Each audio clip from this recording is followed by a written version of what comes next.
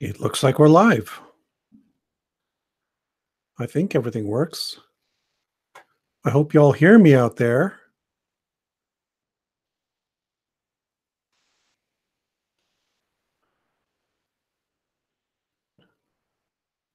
Nobody's saying anything. You're just intimidated.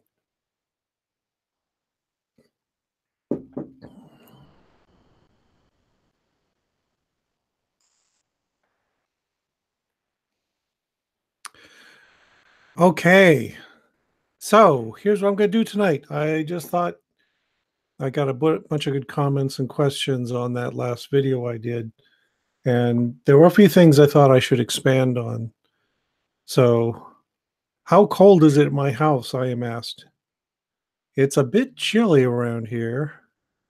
I think it's something like minus 20 degrees centigrade outside. Not so bad in here, of course. Um, but I had to turn off the heat in my office because it kicks on occasionally and makes a loud noise. So I killed it. But I can take the hat off at least. Yes, the Morris hat. Notice I'm all dressed up in my university regalia. So anyway, so as I said, I was going to talk about a few things that came up in discussions. And so I will just start off with this. And then if anybody has other questions, feel free, chime in, let me know. So what we were talking about is we were talking about alien biochemistry, basically. And I was making the argument in the video to make it really brief that it's quite probable that alien biochemistry would be so alien that if it would be close to what we are, but just being off a little bit would mean that it could very well be incredibly toxic to us.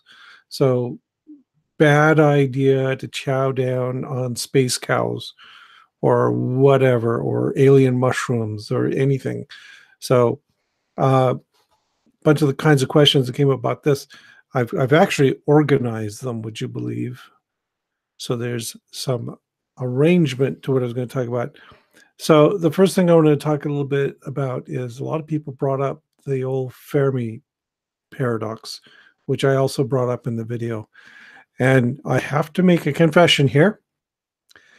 There are two things I totally detest in any discussion of exobiology, and one is the Fermi paradox, and the other is the Drake equation. They're both examples of garbage presuppositions, and I can't stand them. Uh, the Fermi paradox comes up a lot because people are always asking, where are the aliens? Why aren't they here? Shouldn't they just be right next door, flitting in on their space saucers or whatever every now and then? Uh, and I think that that's a silly assumption. The one thing astronomers tell us over and over again is that space is really, really big. Stars are very, very far apart. So why would you expect them to come flitting in anytime? We can't even imagine how to get to the nearest star, less than 5 light years away, and we don't have the technology to do that. So why are we imagining that other intelligent aliens would? So, so a couple of the comments I got on the Fermi paradox thing. So someone named Springa73, he said, is for the Fermi paradox, I think it's mainly a problem if you think of extraterrestrial life in the sense of popular science fiction, where there are numerous intelligent spacefaring species at the same time in every galaxy, all at fairly similar levels of technology. Yeah, that's the bogus assumption at the heart of it, that there would be lots and lots of alien civilizations in the nearby vicinity, and they'd all be chatting back and forth and flitting from star to star. And as long as you throw out that assumption, no, there's no problem with the Fermi paradox. Okay, someone named Tim. I have to pronounce his name. Gueguen. Tim Guggen. Don't get mad at me if I mispronounce it. He says, I think one of the problems with the Fermi paradox is it ignores the question of culture. Yes, very good. Fermi assumed that if civilization exists that could produce self-replicating probes, they would do so. Certainly humanity would do so, but there's no way of knowing if an alien culture would do so. They might think such an effort was a waste of time or dangerous or violates the tenets of their the tenets, excuse me, of their primary religion, or they're too busy watching their real house blemnies of asteroid 36 to bother with interstellar explanation anymore. Yeah, this is another core assumption that lots of people make is that an extraterrestrial alien would have the same motivations and the same interests as we would. Um, I would point again to just here on Earth. There are other intelligent species here on the planet. Things like dolphins and elephants and chimpanzees are all really, really smart animals, but they are not smart in the same way that we are. So it's just, why would we expect that some other alien intelligence would want to build spaceships in the first place? That's a weird monkey primate thing that we do. Okay, Kalinectes, he offers another solution to the Fermi paradox, and that is the dark forest hypothesis, which describes a galaxy teeming with life, but who deliberately stay as quiet as possible so as not to attract attention from any known or unknown predatory force that might wipe them out. And yeah, sure, that's a reasonable hypothesis. Again, like the previous point, I would point out though that this is assuming that all intelligent life everywhere in the universe is timid and fearful of predatory aliens. And why would you think that? Maybe they aren't. You'd expect at least a few of them to start screaming out into outer space, "We're here, we're here," um, if they were there. Okay, here's another possible explanation. I would like to mention another possibility explaining why we haven't detected intelligent life out there. I suggest that it is possible that the great majority of intelligent life in the universe is non-technological. Yes, so that's sort of the same thing that we just said, is different intelligences would have different patterns of thought, and we should stop assuming that they'll just do the same thing we do. Okay, the common trope that intelligent life is only developed once on Earth is wrong. Humans may be the most intelligent animal on this planet, but we're not the only intelligent animal. Yes. So they mention bonobos, chimpanzees, dolphins. Oh, yeah, some birds, species of magpies, have self awareness, at least to the degree that they can recognize themselves in mirrors. So, yeah, intelligence is a really common solution to the problem of versatility and flexibility in a species, but it doesn't necessarily always follow the same pattern. Okay, so like I said, I don't like the Fermi paradox. I think it's just bad thinking. So let's move on from another one. Here's a set of questions that are offering solutions and speculations. So first one is from Marcus Random. So if we go to a distant planet and we discover that every living thing on that planet is toxic to us and is dangerous for us to consume, Marcus has a solution. Just drop a rock on them from Saturn's orbit. Yeah. So uh, he says humans don't seem like a particularly smart or worthwhile species, and if we did meet ET, they'd be the starfarers. You don't want to mess with any life form capable of interstellar travel. So yeah, that is another solution. You travel tens or hundreds of light years to find a planet that matches your specifications for habitability, and your solution to the problem of the life infesting it is to sterilize it with a great big rock.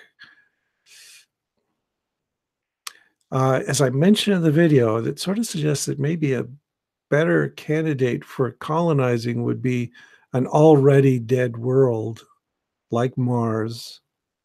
And what this does is just adds an extra step. And we won't even consider the ethical issues of destroying all life on an alien planet because That's just horrible. Sorry, Marcus. I don't like your answer. As a biologist, I particularly reject it because I want to figure out what's going on that planet. Okay. Uh, I made the point that there could be the case where just the atmosphere itself is so thick with alien life forms, like our atmosphere is thick with life right now. It would stick with alien life forms, and those would have toxic effects on us. So here's another solution. When they come to visit, they put on their biohazard suits first. Okay, or they could simply hang out wherever they want in the solar system, studying us or whatever it is they do. The exercise a sensible degree of caution, et cetera, et cetera. It says, or maybe they don't visit the system at all. They just reach us here with a signal that they've created, or they could send robot probes, all those sorts of things. So, yeah, and I agree. That's the thing. The idea in fantasy and science fiction novels is that you go to this alien planet. It's got an Earth-like atmosphere. It's got creatures walking around, and if it's think Star Trek, you send down an away team, and they just wander around, looking at what's happening, breathing the air, exploring the place. And like this says, I don't think you'd be able to do that. Sure, you'd have to put on a biohazard suit. Or if Marcus has his way, you'd sterilize it with a giant rock. Um, so sure, that's a reasonable thing. I also think it's even more reasonable to think that if aliens were to visit us, or we were to visit aliens, it would be by the intermediary of robot probes. So just like space exploration right now is going on chiefly by machines exploring distant worlds, that's how we would do it elsewhere, which would minimize the problem I was talking about. Okay. Stephen G. Lynn suggests an interesting possibility. He says, I think a good place to look is right next door at Venus. There's been speculation about acid-loving bacteria in its upper atmosphere. Also, according to Wikipedia, there's a persistence of 3 compounds in the atmosphere that normally wipe one another out: hydrogen sulfide, sulfur dioxide, and carbonyl sulfide. So some complex process must be continually producing them, like oxygen on Earth. Now, that's a really interesting idea. The early Earth, the chemistry there was not like the atmosphere we have now. So it was radically different. And so you could imagine that maybe there's interesting chemical reactions or possibly organic reactions going on Venus right now that we don't understand. It'd be really cool to look. So just like deep sea life is often dependent on volcanic energies, volcanic sources of energy, things like hydrogen and sulfur, maybe that's going on in Venus. Yeah, let's go look. Okay. Kai Baryon, he says, oxygen is toxic as well, and it might destroy alien organisms if they evolved under different concentrations. Also, atmospheric pressure. Aliens could explode or implode if they've entered Earth with no protective suits. Or we might explode, implode if we visit another planet. And toleration of UV radiation might be different in organisms from elsewhere. Yeah, that's all true. When I put together that video, I was thinking specifically of the science fiction trope of a habitable world where you could visit it and stroll around. And yeah, there's lots of other possibilities. It'll be really interesting to see what's going on under conditions of higher atmospheric pressure or higher or lower temperatures. You might get a different bias in the chemical reactions that occur, and the biochemistry of those organisms would be even weirder than anything I could speculate. So that's a possibility. Yes, and in the chats here, Cameron mentions Europa, Jupiter's moon, that may also harbor life in its oceans. That's also kind of interesting. I would, I sometimes sound like I'm pessimistic about space exploration. I'm really not. I would really love to see, good investment in distant exploration, I would absolutely adore discovering that there was forms of life on Europa. That actually brings up something that wasn't mentioned, I didn't think of before, is, you often hear this idea of panspermia, and panspermia is unlikely. There's just not enough infall of material to start life here on Earth. It's going to be formulated by chemical processes, geochemical processes here on the planet. But it's also possible that, bacteria from Earth have survived a journey through space and landed on Mars, and maybe they seeded things there, or maybe they're seeding things in Venus. So we could find that life within this solar system actually shares more similarities by descent than just by chance. So that's always something we've got to worry about in this kind of thing. Okay, let's talk about some criticisms of what I said. So Jackal says, you could have skipped the ick factor arguments. Those rely too heavily on presupposing your own cultural norms on the future humans who encounter the aliens. There are plenty of present-day humans who eat bugs, jellyfish, and octopuses, and have no problem with seeing their food slaughtered or doing it themselves. And I kind of agree with that, but that's actually what I was doing, was taking into account the cultural argument. I think in general, human beings are tentative about sticking exotic things in their mouth, at least after the age of about 2, maybe 3. So I think that's kind of a human universal, and it makes sense. You don't just, there are too many toxic things in our environment. You don't just randomly, willy-nilly throw everything in your mouth because that's a good way to be selected against. So I'm actually taking that into account here, that I think humans who travel to distant worlds will still be reluctant to consume strange foods, and also that the nature of the environment while traveling is not conducive to encouraging trying exotic foods. So I'm going to stand by that. Uh, if you look at Western civilization now, most people do not want to slaughter their own food.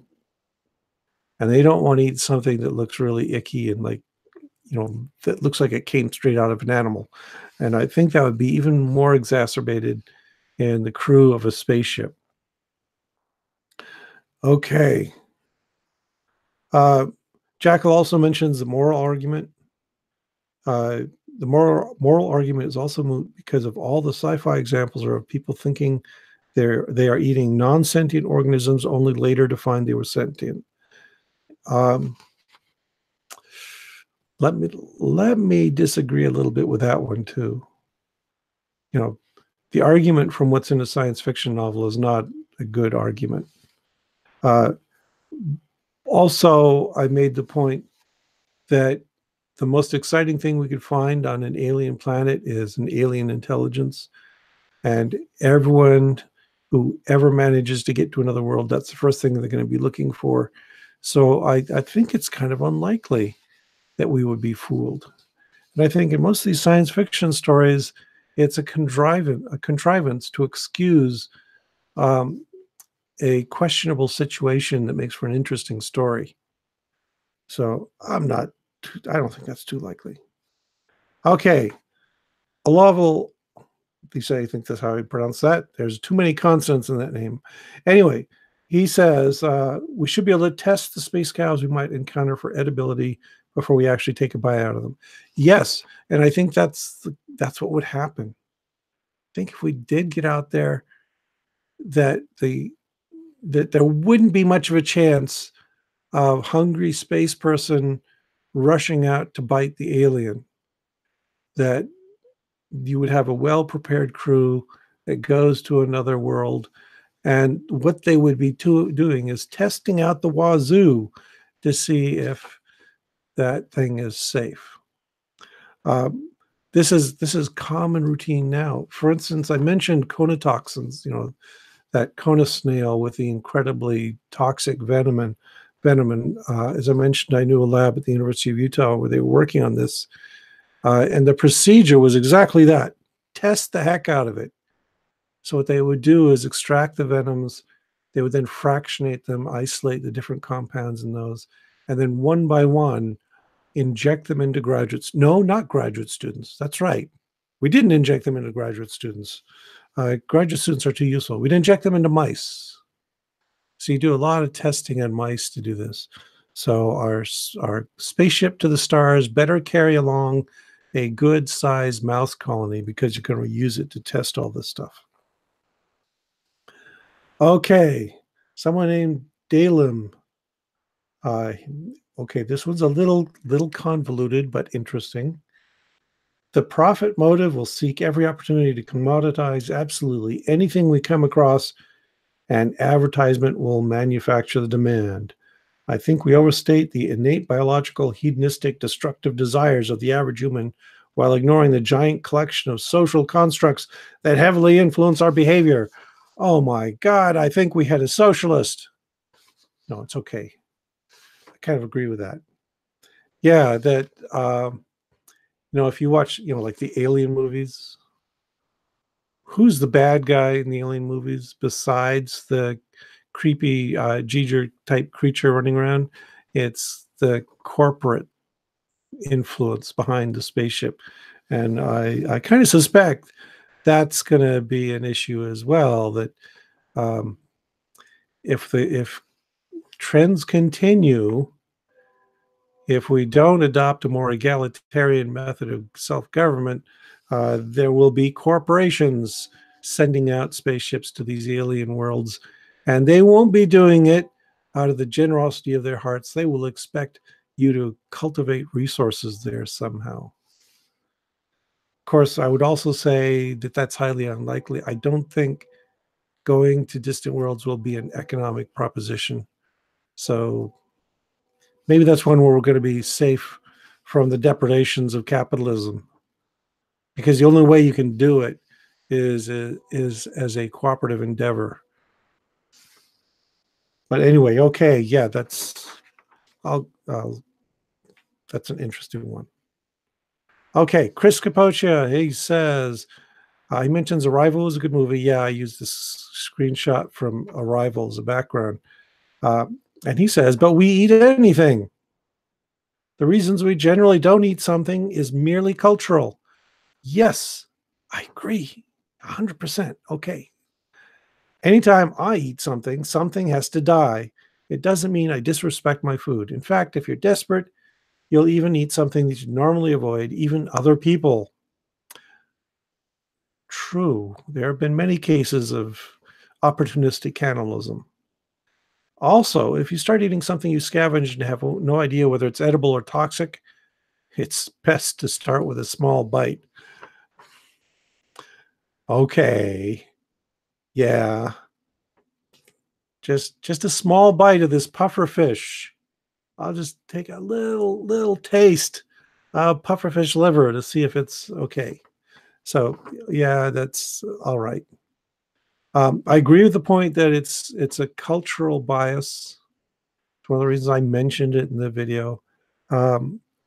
He brings up the point, interesting point. Anytime I eat something, something has to die. And this is also true. I did not get into the moral dimension at all because I knew that would be a thorny issue. Uh, you know, if I were making the decision entirely on ethical grounds, I would say don't eat anything with a nervous system. Okay. And that there I'm starting to tread on veganism territory. But I actually have a lot of sympathy for vegetarian and veganism philosophies. Uh, I am kind of a lazy vegetarian myself. So dinner tonight was rice and beans, for instance. Good old vegetarian standby. Um, and yeah, I would say, that maybe what will happen is if we get to the point where we're traveling to alien worlds, that's in the distant future, and I think the only way we're going to survive is if we make better accommodations with our planet, which will mean less and less consumption of meat, less and less killing of other animals.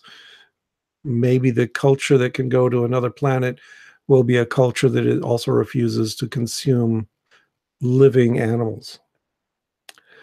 Okay, so that's all the stuff that dealt with my video.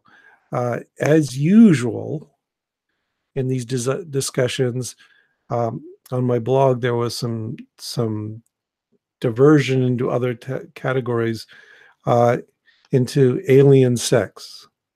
I guess once you've had a good dinner, that's what you start thinking about. Anyway, uh, so Microraptor mentions, next you'll tell me that despite decades of interspecies relationships in sci-fi, and I would point out interspecies relationships in the real world, having sex with ET would also be a bad idea. Yes. Yeah, there's all kinds of fluids involved. And also, depending on the species, uh, some kinds of sex are, penetrative sex is not necessarily um, by consent in some species. Uh, some species are they intrinsically believe in rough sex. If you've ever seen a cat penis, it's covered with barbs. It actually tears up the interior of the female cat. So yeah, there's things like that that you have to worry about. Uh, but also cues. This is again a cultural thing, that there are many things we can look at and not think of sex.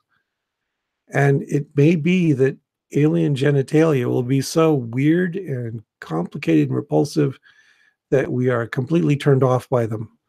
Likewise, they may take a look at our little apparatus and just go, ooh, ick. That's the most horrible thing I've ever seen. I am not going to touch it. So that's kind of what I expect. Then Octopod mentions, it's always funny when sci-fi stories assume compatible reproductive anatomy across different life forms. But I guess you got to keep the monster fucker contingent happy. Yeah, and if you look at something like insects, for instance, they have these intricate genitalia that have this lock and key arrangement between the two sexes, and they simply do not fit between different species. There's a lot of detail there that could preclude any possibility of this happening, besides just each member of the party going yuck when they see what the other species has. Anyway, Octopod goes on. That said, it does seem like internal fertilization is surprisingly common among Earth animals. I'm going to put an asterisk on that. I think if you're talking about animals, you've already restricted yourself to a tiny fraction of life on Earth. But okay, and yeah, and there's also all kinds of variations on this. I mean, you look at squid, for instance, and sure, they sort of have internal fertilization, but it's done by the male producing a sperm packet and depositing it somewhere for the female to load into her system. Likewise, spiders ejaculate into their pedipalps, their mouth parts, and then they insert their mouth parts. Things get really complicated. Okay. Anyway, he goes on to argue. It does seem like internal fertilization is surprisingly common. If you want to stay out of the water and keep your gametes from desiccating, it's pretty much that or super tough spore pollen coats. Yeah, so that's a good point. That there's all kinds of things floating around that could be affecting the individual who breathes them in. Yeah, so you go to this alien planet, it could be that they're trying to fertilize you without against your will and without your knowledge. So I would stay away from that. Okay. So that's all the questions I had I wanted to go through. Does anybody in the chat have anything they want to ask? Let's see. I'm sure there will be some enterprising individuals who find the alien sexy. Yeah, you mentioned sex. That's all anybody wants to talk about. Anyway, yeah. So sure, there are all kinds of kinks out there, and that's fine. And you could imagine some generically masochistic idea that yeah, you go intentionally looking for the most horrible razor blade covered sort of genital opening in some alien species, and that's what you want to mate with. Uh, yeah, but it's not going to be a common occurrence. And of course, to do that, you also have to meet up with an alien who is just as kinky as you are. So I'm not too concerned about that. Let's see. Steve Bowden mentions a corkscrew duck penis. Yeah. As I said, there's all kinds of elaborate genitalia out there that are being used to limit the amount of time you waste on non-reproductive sex. So you got these specific genitalia evolved to match those of your species, and they're the only ones that you're going to be able to mate with, and presumably the only ones that you want to mate with. Okay. The Nutrisystem diet would work for fat aliens. Uh, sure.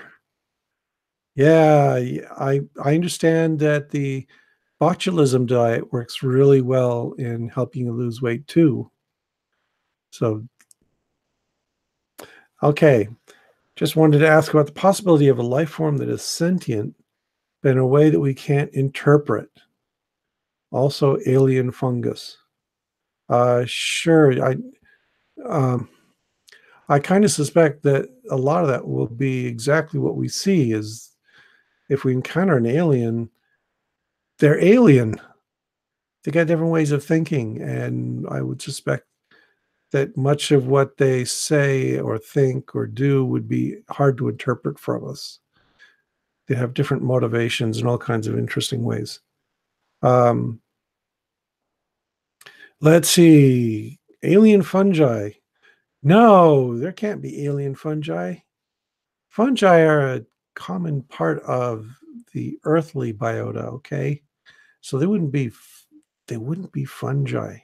You're not going to find insects or chimpanzees or dolphins in outer space either on another world. You're gonna find something that maybe looks like them. Um, let's see. Let's see. What exactly allows for the conservation of traits permitting interedibility of Terran species? Why is it necessary to develop toxins?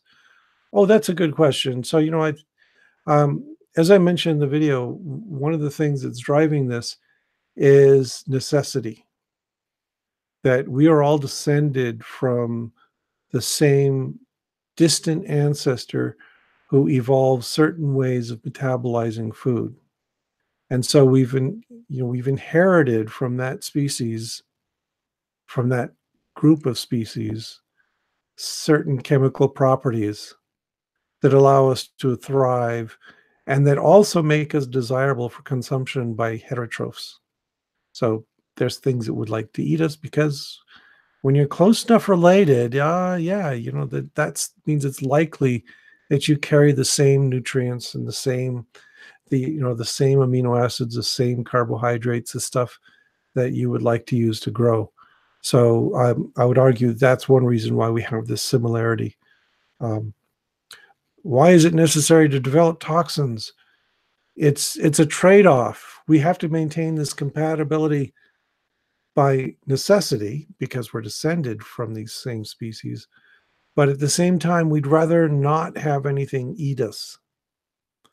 So one strategy for that is to develop toxins that make you horrible to eat. We mentioned pufferfish earlier. There's a good example. Uh, then sequester tetrodotoxin, which is a deadly nerve poison. It blocks ion channels in the nervous system. So it's really potent, horrible stuff. Uh, and it makes it undesirable to bite into one. At the same time, it's expensive. You've got to have cells that are busy making this stuff that will kill your cells, and you got to have a whole packaging system to keep it away from your circulatory system and your tissues. You know, if you inject pufferfish with tetrodotoxin, they're not going to like it either, although they've also evolved ion channels that are resistant to it. So yeah, you have an advantage. Kryptike mentions this. You if you develop a toxic to others version of a necessary enzyme, then you'd be an advantage, and that's exactly the point. You would want to do that.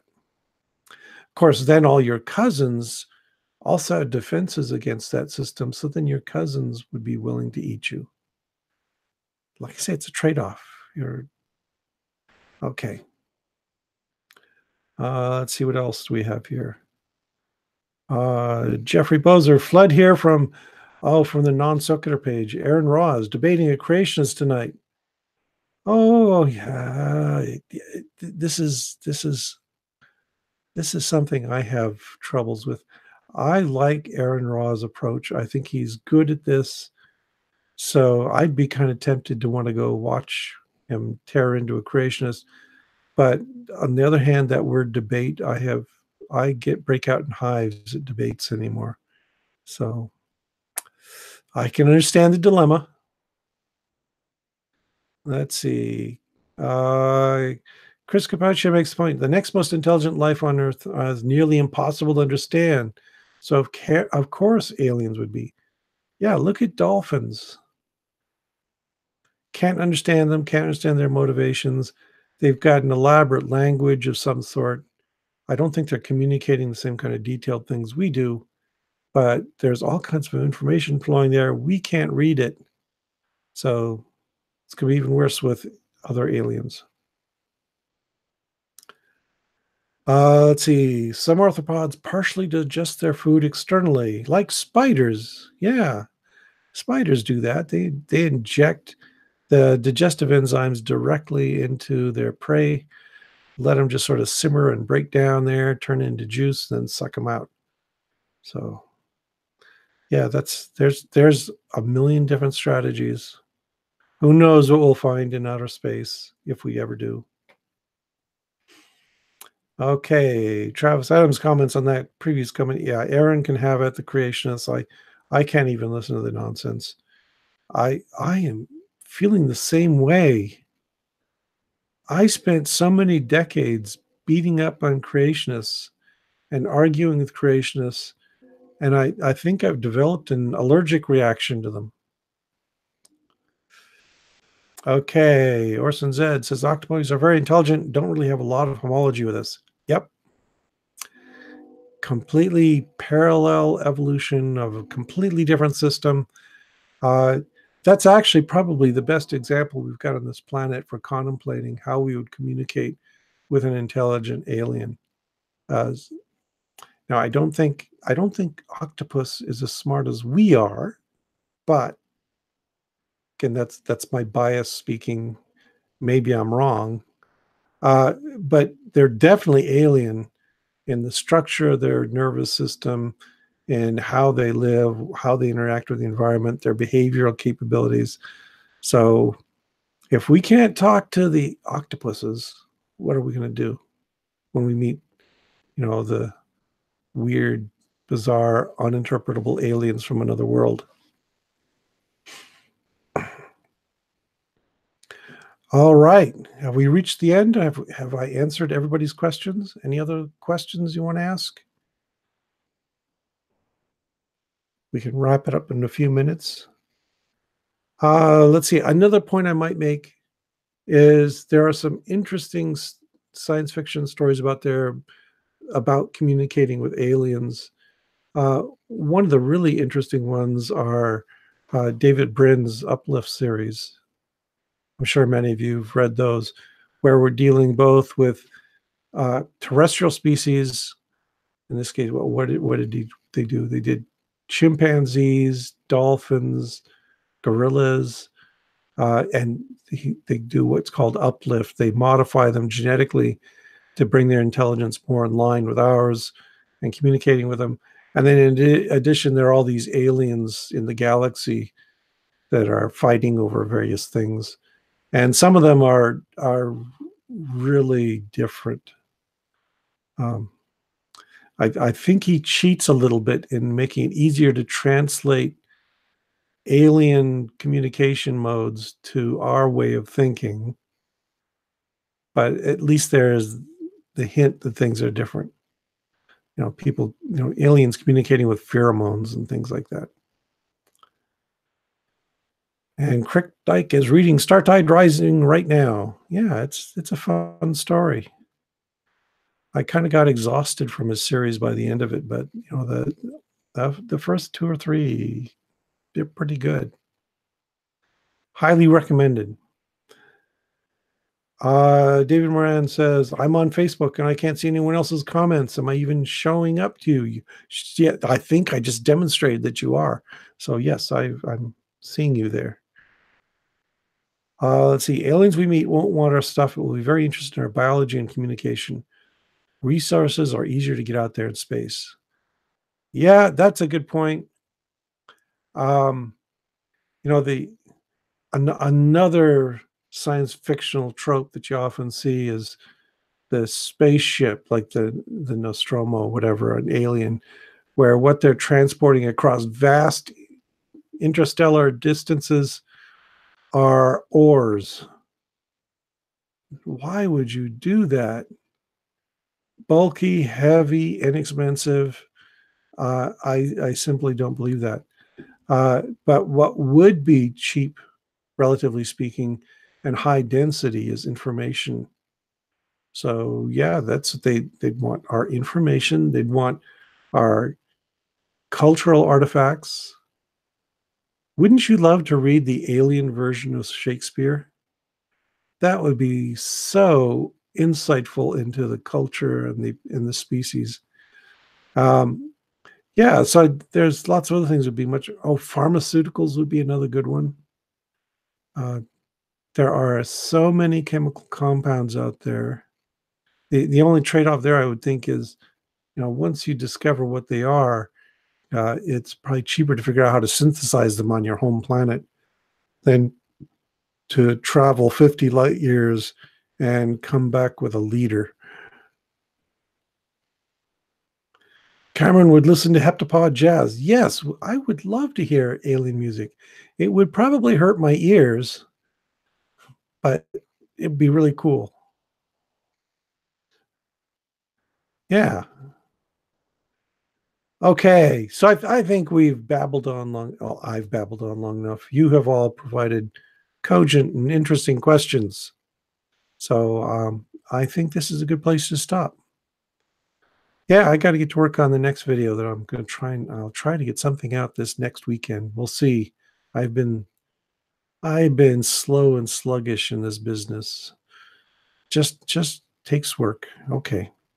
Anyway, thank all of you for showing up, and we will stop right there, and we will talk to you all later. Thanks very much for showing up. Good night, all.